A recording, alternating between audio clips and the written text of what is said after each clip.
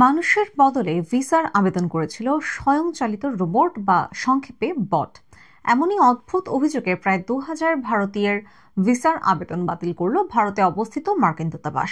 মার্কিন দূতাবাসের দাবি, ওই অ্যাকাউন্টগুলি সময়সূচি নীতি লঙ্ঘন করেছে। এরপরেই সংশ্লিষ্ট অ্যাকাউন্টগুলি সাময়িকভাবে বন্ধ করে দেওয়া হয়েছে। বৃহস্পতিবার ভারতে অবস্থিত মার্কিন দূতাবাস সমাজ মাধ্যমে বিবৃতি দিয়ে বিষয়টি জানিয়েছে। বিবৃতিতে বলা হয়েছে, ভারতে ভিসা সংক্রান্ত একাধিক জালিয়াতিমূলক কার্যকলাপ ধরা পড়েছে। এই ধরনের আবেদনগুলির নেপথ্যে থাকা অ্যাকাউন্টগুলি চিহ্নিত করে বন্ধ করে দেওয়া হয়েছে। দূতাবাসের তরফে কড়া বার্তা দিয়ে জানানো হয়েছে, জালিয়াতি রেয়াত করা হবে না। যারা সময়সূচি নীতি লঙ্ঘন করবে তাদের বিরুদ্ধে কড়া ব্যবস্থা নেওয়া হবে। আমেরিকায় ব্যবসায়িক প্রয়োজনে যাওয়ার ক্ষেত্রে B1 ভিসা প্রয়োজন হয়। ঘুরতে যাওয়ার জন্য লাগে B2 ভিসা। পরিবারের সদস্য কিংবা কোনো বন্ধুর সাথে দেখা করতে কিংবা চিকিৎসার প্রয়োজনে আমেরিকা যেতে গেলেও B2 ভিসারই দরকার হয়। অথচ সম্প্রতি 2 ভিসার অনুমোদন দেওয়ার ক্ষেত্রেই কড়াকড়ি বেড়েছে।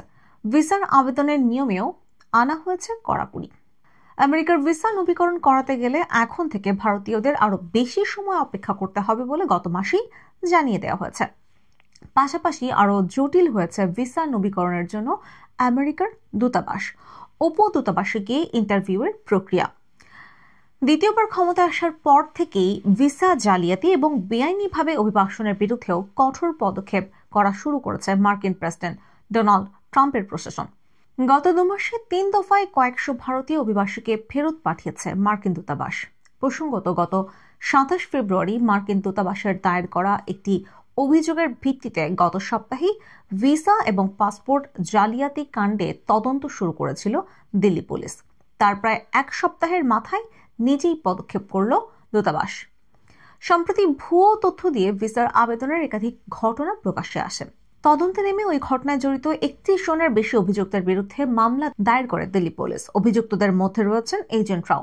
এই জাল নথিপত্রগুলো বানানোর জন্য অভিযুক্তের আবেদনকারীদের কাছ থেকে 15 লক্ষ টাকা পর্যন্ত আদায় করেছিলেন বলে অভিযোগ। ঘটনায় ভারতীয় ন্যায় সহিংসতার 318, 336 এবং 340 ধারা এবং তথ্য প্রযুক্তি আইনের 66D ধারার অধীনে মামলা দায়ের শুরু করা হয়েছে। ঘটনায় ভারতীয় ন্যায় সহিংসতার 318, 336, 340 ধারা এবং তথ্য প্রযুক্তি আইনের 66D ধারার অধীনে মামলা দায়ের করে শুরু হয়েছে তদন্ত।